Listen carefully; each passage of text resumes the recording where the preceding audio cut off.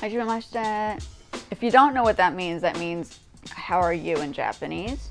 I lived in Japan, so yeah, that's my little gig at the beginning. We need to talk about Tony Bennett because he is such a big influence throughout all like the decades he had lived. He passed away on the 21st of this month, which is July 21st, and he was just like this. He had the most incredible voice. I don't know if I can play any of his stuff. I can perhaps play one of the jazz pieces that he did know back, when he had been around. I feel like jazz is part of my experience through music because I did study a little bit at the Duke Ellington School after school program in Washington, D.C. And obviously we all know Duke Ellington. It happens to be amazing, one of the top, musicians. I've been surrounded by jazz musicians my whole life through my parents' past job and stuff. So going back into the whole Tony Bennett was a major influence, not just in the world of his generation, he was born in August the 3rd in 1926. So that's decades of experience throughout times when things had changed in history. And he just became this iconic figure of jazz. And from what I had listened to on CBS News earlier today, it was very fascinating. They did a very, very good documentary on his life. He had the capacity to bring in musicians from all spectrums. I mean, we had Frank Sinatra, kind of promoted him as this amazing musician. And we know Frank Sinatra happened to be this great singer. And like my generation, okay, maybe Lady Gaga is a little bit younger than me, but she, we all thought all these years that Lady Gaga was all about this pop and iconic music, and then she just popped out of nowhere with just jazz, and I fell off my feet because I didn't realize she was a jazz singer as well. So I was blown away. I mean, in itself, Lady Gaga she's just amazing. I mean, from playing piano, she's diverse. And somebody like her kind of having historic performances throughout a certain amount of time during the time that Tony Bennett had been around they had been reintroduced to him through Lady Gaga. And in fact, Lady Gaga had also, just going back into Gaga stuff, Gaga over Gaga, I love Lady Gaga, she's great. She actually did some music or some album covers with Jeff Koons, who graduated me at the Corcoran. If you don't know of Jeff Koons, he's the guy that did all these like wonderful balloon dogs, sculptural balloon dogs that are throughout the whole of, all the gallery spaces now. And I think one recently somebody dropped and broke. I think a lot of musicians and artists are kind of intertwined, as I've noticed. Tony Bennett, and I didn't know this until today, was actually a painter. He's like a realist. He must have used either watercolor or oil paint. But I'm even more fascinated about him because I do art. I also do music and I do fashion. I mainly focus, the art is being used in different formats and platforms, like the graphic design and when I'm doing sketches for fashion, those kind of direct themselves to the fashion. So drawing and sketching can become the element that brings everything together. Yeah, if you haven't seen Tony Bennett's work, hopefully maybe one day people will have it on display in gallery spaces, because I was actually quite blown away with his paintings. Now I want to go deeper into who Tony Bennett is, but once again, the whole thing of being an artist and multi-diverse it's a thing. I mean, back in the day, there was no such thing as a lot of television and a lot of YouTube and a lot of Facebook and a lot of anything. The internet only existed during my time. 1997, 98 is when AOL came about, and then after AOL, I think the beginnings of the internet. So this is like a new technology, it's a new thing. During the time of the jazz musicians, that was non-existent. They did it the old-fashioned way. And there was more time to develop creativity in different fields, to keep them busy, right? You know, you want to keep yourself busy. He also worked with Amy Winehouse before Amy Winehouse had passed. And Amy Winehouse, we know, is just this incredibly rare voice that had this 1950s feel to her jazz, a very smoky Billie Holiday type of feel.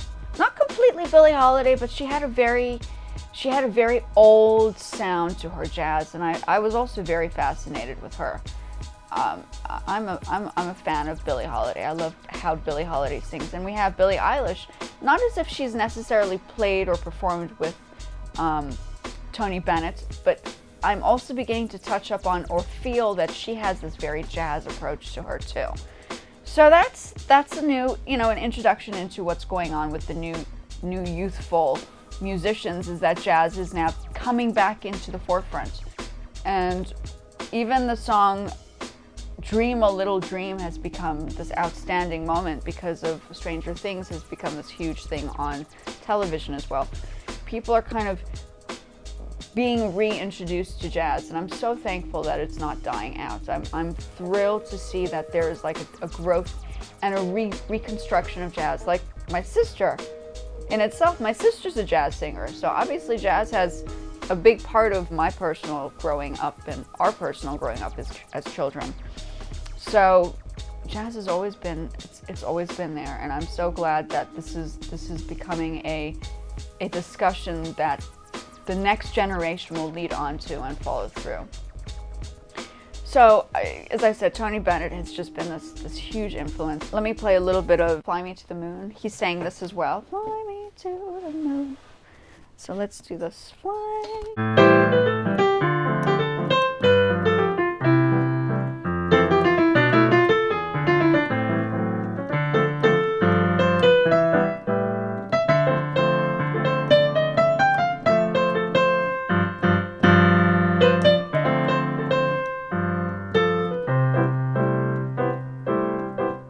Asking about drums and stuff and how you can utilize drums on the softwares.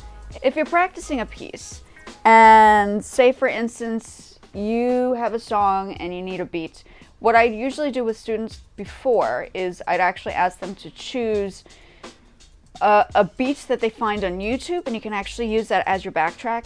I will put the link here as to how I went about doing that.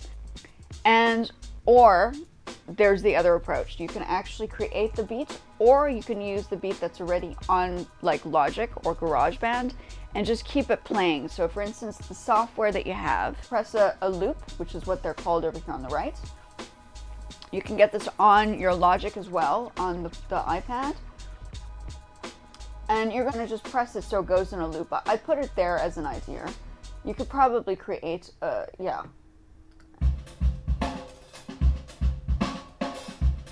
and find the right tempo for how the beat is created.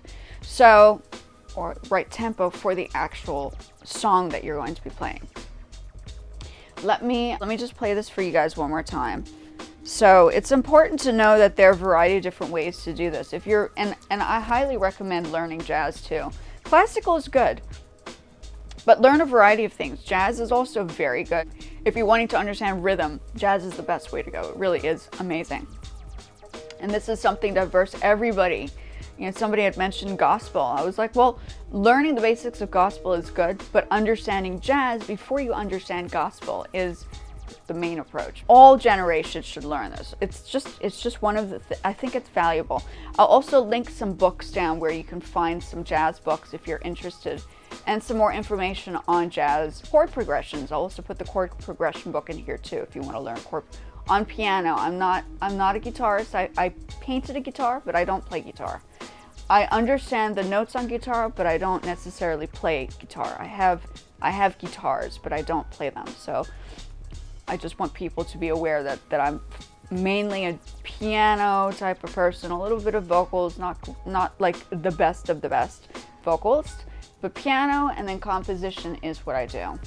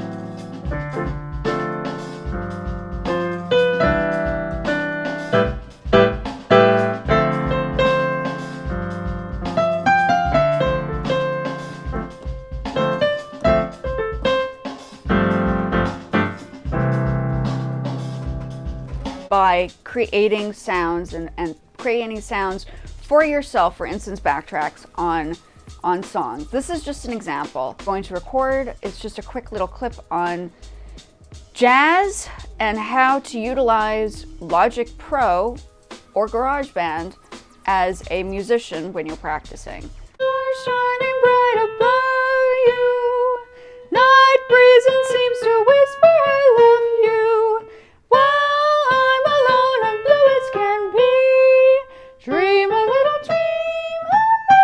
When you're practicing pieces, especially jazz, you want to make sure that you understand how to read the music. I mean, this is why music reading sometimes becomes very crucial, or you can listen to it, but reading the music is going to enable you to understand these chord progressions.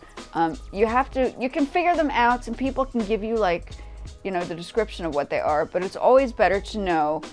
You can do the easy way out and just kind of play it by ear, but it's also very important to see what it looks like on a staff or sheet music. Arigatou gozaimashita. I'm going to link some of the music theory pages together here. In the meantime, I'm going to re-emphasize how necessary it is to work on your own music, develop your own tracks, especially on the internet now, because the internet, there are lots of things that go on with copyright claims. You don't want your stuff to be flagged. You want to make sure that, and I think if you use, for instance, the stuff that I'm doing right now, if you're using it in a way that it's not, you're not playing the whole song and not exactly the way the pieces are constructed, you should be generally okay. You're just giving clips of the songs. That's why I try to put some music that I record in the background. Once again, using Logic Pro to practice with or GarageBand to practice with when you're playing an instrument is probably very useful, or it is useful. And sometimes you don't have a band, like I don't have a band I work with anymore, so this becomes an important tool for me to kind of keep the balance going. Once again, arigatou gozaimashita. I'm going to put some links over here, and I hope to see you guys in the next one. Oh, please like and subscribe if you haven't already, and if you have any questions, just send some messages and feedback down there at the bottom. I would love to hear more as to what people are looking for. Let's start a conversation. It's supposed to be a casual thing. I mean, I'm partly entertainment and then partly kind of like education.